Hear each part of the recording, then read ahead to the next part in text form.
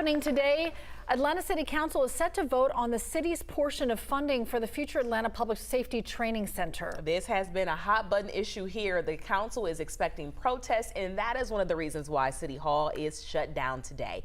While city leaders support the new facility, it has gotten a lot of backlash from people who live near the site. 11 Alive's Ariana Manish joining us live this morning with more on today's meeting and this vote. All eyes are on this, Ariana. Yeah, that's right. In the city, they're saying that the reason that they're closing City Hall today, the only thing they're saying is due to increased security concerns. But this all comes as City Council, they're preparing to vote today on funding for the new Public Safety Training Center and also demonstrations that are expected to take place against this matter.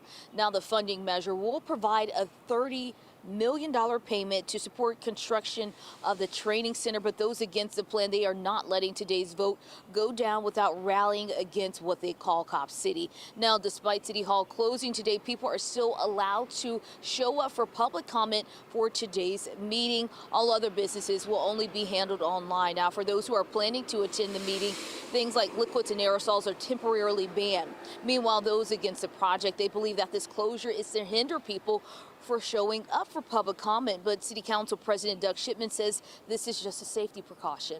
Take a listen. I do believe that it was done intentionally to confuse people, to discourage people from showing up for the meeting and for public comment. I also believe that it is another one of Mayor Dickens' tactics to further repress dissent against this project. Public comment will be whoever's on the list, and then the chamber itself will have as many as we can given the fire code issues. And we'll do it like we did last time. We'll call people in about 10 at a time, give them seats on the front row so we can move through public comment, make sure everybody gets to speak who wants to. Now, if this funding measure does pass today, the next step is that City Council, they will have to get a loan from the Police Foundation, and construction on the site could start as early as this summer. Aisha?